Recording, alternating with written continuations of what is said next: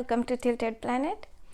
I am going to continue to talk about food, but as you can see, I am not in my kitchen. Today, I want to talk about the future of food.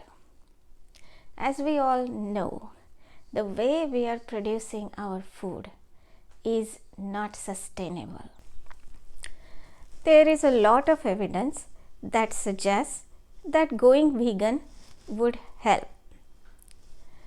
While I agree with that, I don't think that the future of food is necessarily vegan.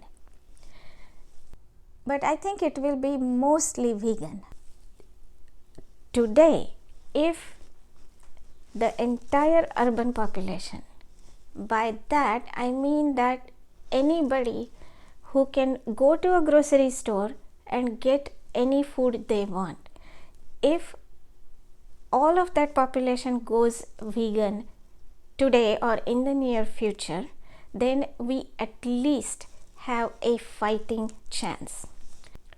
Going vegan is necessary but not sufficient to save our species. Now, if you are someone who thinks going vegan is too radical, impossible, then you might want to pause this video, sit down and get a glass of water, because what I'm going to propose now may be too radical even for the vegans. So what do we do then? What we do is we stop farming. Yes, you heard that right. We stop farming. What do we eat then? And how do we get our food? Do we become hunters and gatherers again? Yes, but this time through proxies. We create robots that gather food for us. Think of this future. When you start working, your robot takes off to gather your food. It will already have the order you have placed with him. It is based on what is in the surrounding. Granted that it will not be anything that you eat today, but there would be such a variety. All that biodiversity we have lost because of farming can come back. That robot then gathers food, hands it off to your chef robot, who then cooks and prepares the meal for you. Freshly cooked and freshly gathered. No wastage, no packaging. Even if you eat 5 times a day, 6 times a day, all you need is this much food at a time. Now, all that animal species and plant species we have lost can come back.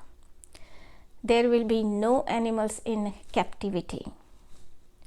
In that scenario, if someone wants to eat fish or meat, they can do so by creating hunter robots. The hunter robots will sustainably hunt based on what is in the surrounding. That scenario is better than a vegan agro-based civilization, and it is far better than today's agro-based civilization.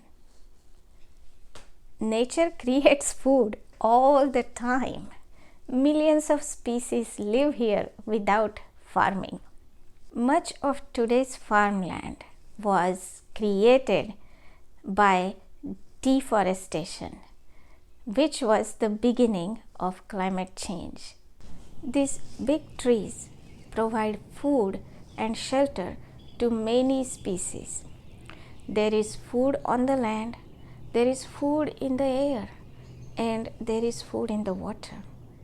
We have chopped down not just small, but also 50, 80, 100 feet trees, and we are growing a foot of kale, 6 inches of spinach, or maybe some salad, or maybe some grains.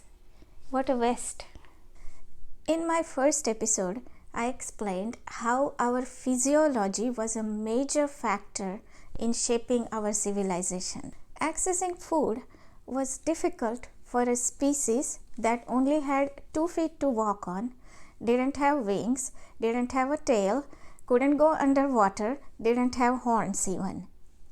But those limitations were overcome with a disjoint thumb and an ability to imagine things that didn't exist yet.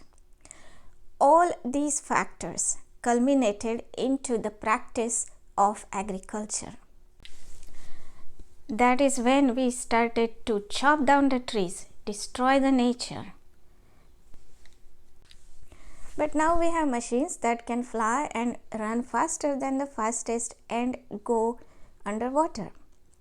It is time to think about using that technology to become more symbiotic with the nature. Now, of course, food production is just one way we are destroying the environment. Future generations will have to move the entire industrial production to other planets. Thank you for watching.